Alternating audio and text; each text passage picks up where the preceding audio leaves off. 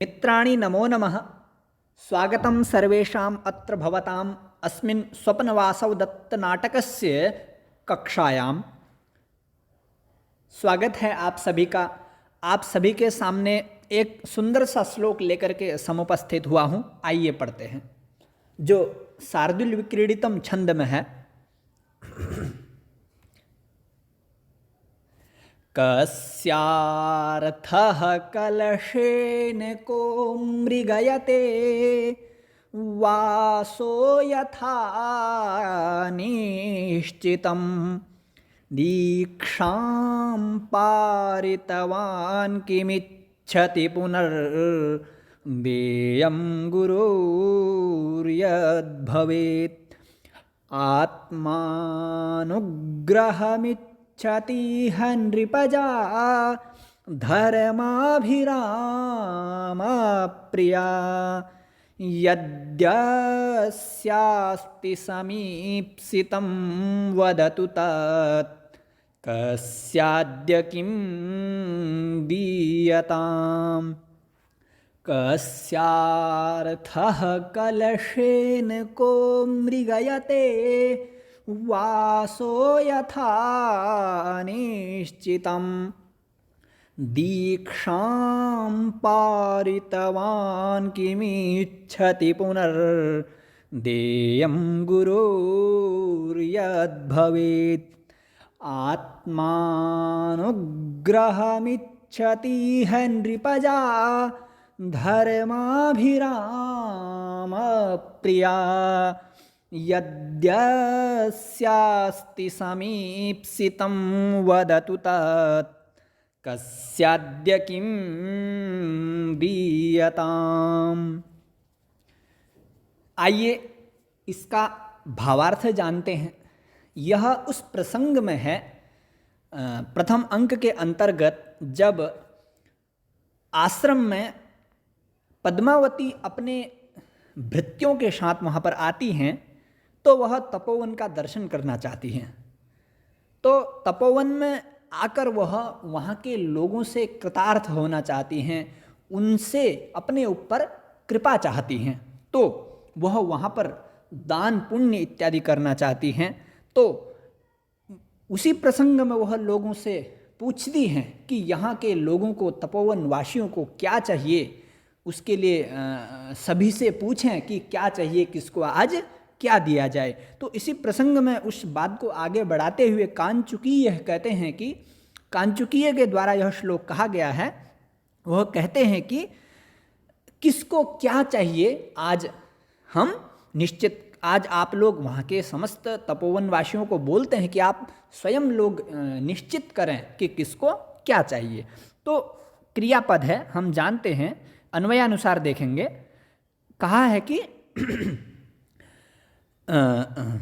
यस्य यत् समीप्सितम अस्ति तत् वदतु अद्य कस्य किम दीयताम। कहते हैं कि कस्य किम दीयताम, किसको क्या दिया जाना चाहिए, अर्थात किसको क्या दें।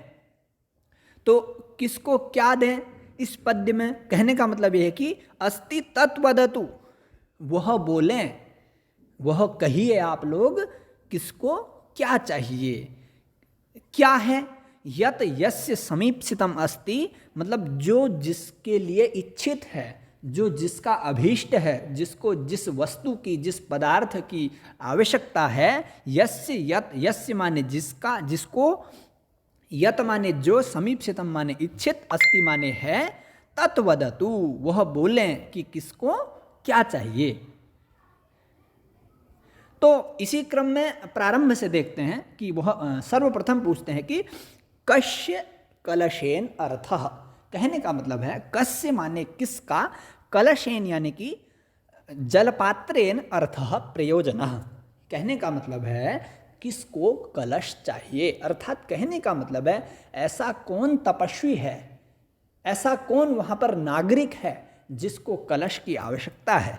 क्योंकि एक विशिष्टता है यहाँ पर, जो दान देना चाह रही हैं राजकुमारी पद्मावती, वह ऐसे ही नहीं दे रही हैं कि हम अपनी इच्छा से दे दें और लोगों को यदि उसकी इच्छा यदि ना भी हो तो हम फिर भी दे दें, ऐसी बात नहीं है।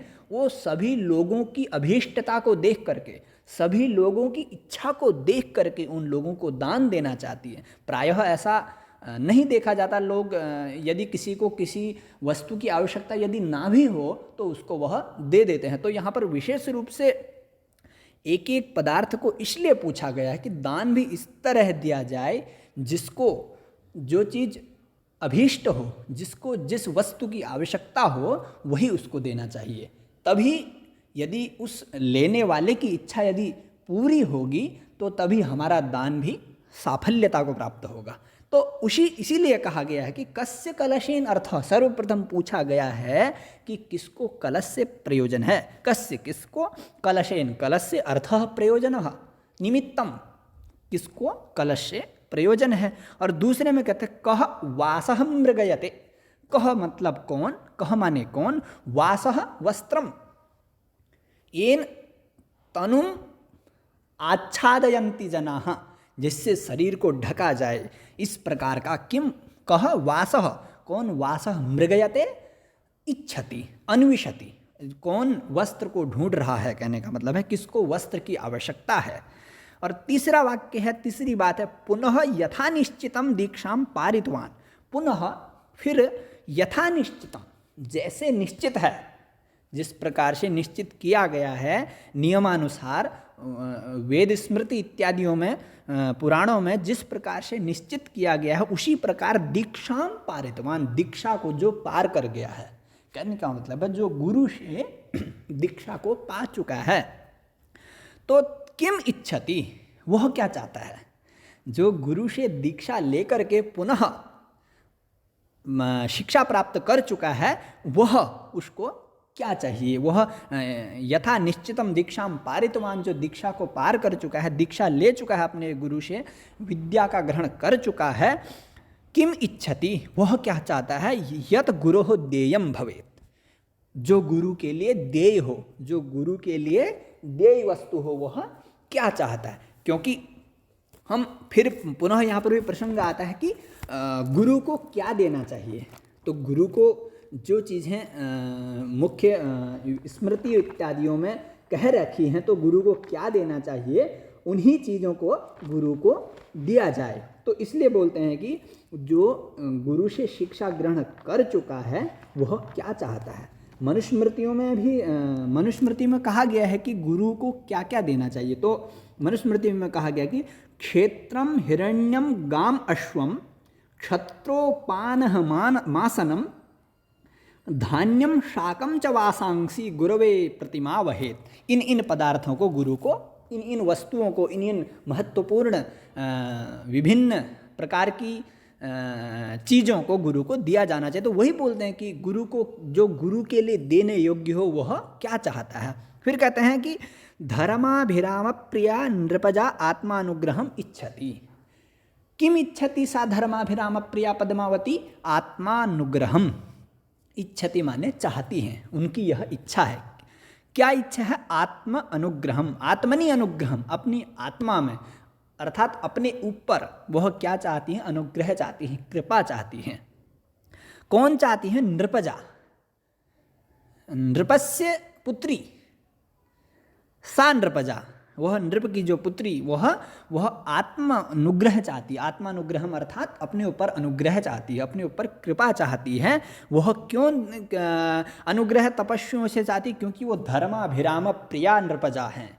धर्मात्मा लोगों पर वह प्रेम करने वाली हैं, धर्म पर विश्वास करने वाली हैं, धर्म में चलने वाले व्यक्तियों पर श्रद्धा निष्ठा रखने वाली हैं। इसलिए वो धर्माभिराम प्रिया नृपजा हैं। वो नृपजा का विशेषण है धर्माभिराम प्रिया, धर्म में अभिराम, धर्म में प्रसन्न होने वाली, धर्मात्माओं पर, धर्म के मार्ग में चलने वाले समस्त जनों पर वह प्रेम करने वाली हैं। इसलिए वह इन सभी से अपने ऊपर अनुग्रह चाहती हैं, अपने ऊपर कृपा चाहती हैं। वह इसलिए सभी लोगों को बोल रही हैं कि किसको क्या चाहिए।